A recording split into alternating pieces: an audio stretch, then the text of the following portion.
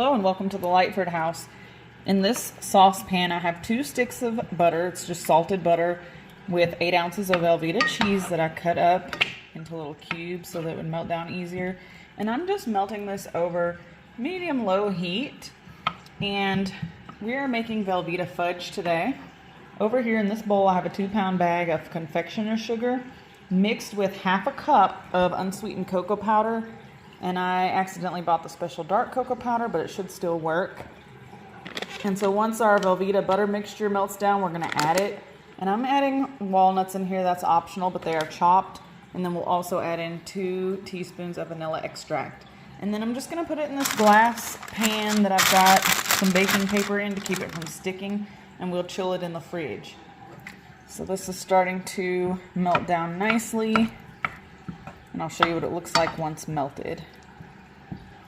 Okay, now that our mixture is melted, it kind of looks just like this. We're going to work quickly, mix this together, mix it well with the sugar and cocoa powder. And then you can add in the nuts or whatever you want to add in. And it is optional, but... And then we also have to add that vanilla in here as well. And it'll start to come together and look like fudge.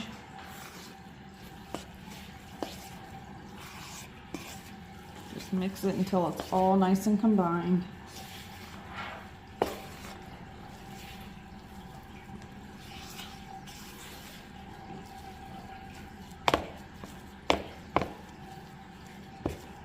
At this time, I'm going to add the nuts in here as well as the vanilla. And then we'll just keep mixing it around until we get all that confectioner sugar dissolved in the mixture. So you want to add in your, and I'm just eyeballing the vanilla. Doesn't have to be perfect, but get that in there.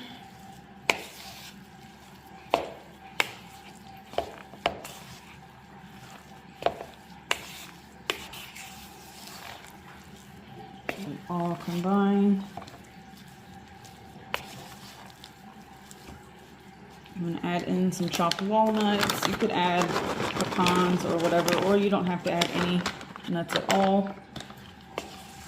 But I like to have nuts in my fudge, so I'm adding them in.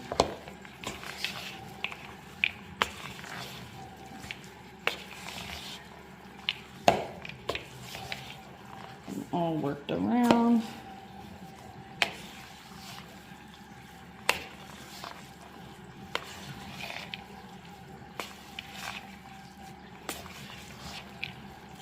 And I'm going to add a little bit more of the nuts in there.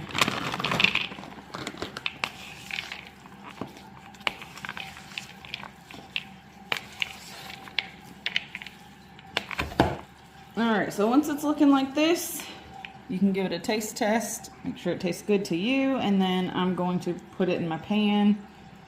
So. Yep, that is delicious.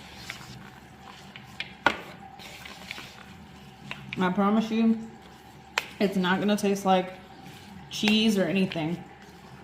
Now what we're going to do, and even with the dark chocolate powder, which I accidentally picked up from Walmart, I didn't get the regular, but even with the dark chocolate, it still tastes good.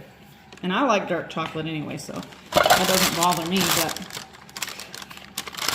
some people are not the biggest dark chocolate lovers, but that's okay. Get that in there. Now we're going to just take and spread it out.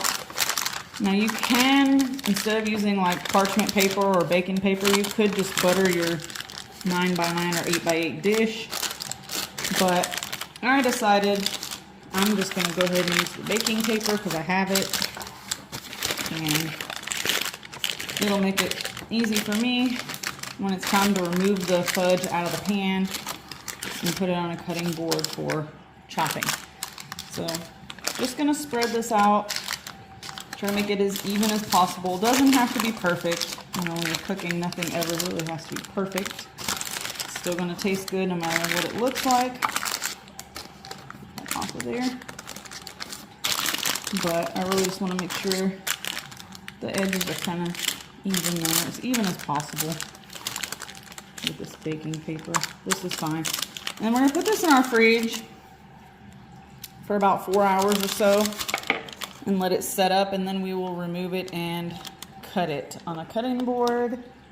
Looks delicious, super easy to make and throw together. Great for a Christmas get together or a dessert for your family celebration, or pretty much good for any time of the year if you love fudge.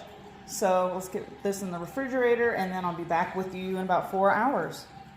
All right, so the recipe for the fudge said it needs to sit in the fridge for at least 2 hours, but I left it in there for longer than that, more about 5 hours, 4 to 5 hours. But here it is, and we're gonna pull it out of the pan. It's definitely set.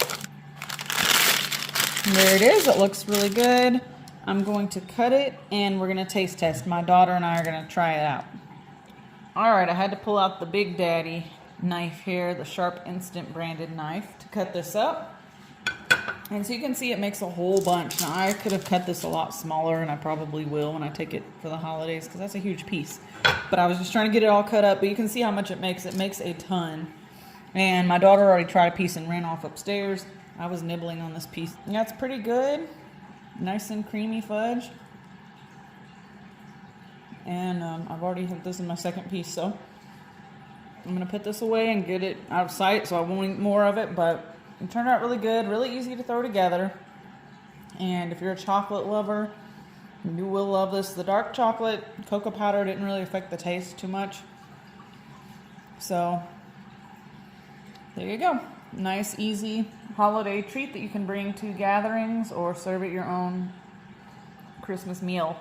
I hope you guys enjoyed. Thanks for hanging out. If you're new here, don't forget to hit that subscribe button and give this video a thumbs up if you love treats and chocolate and fudge and you're ready for Christmas time. Catch you in the next one. Bye-bye.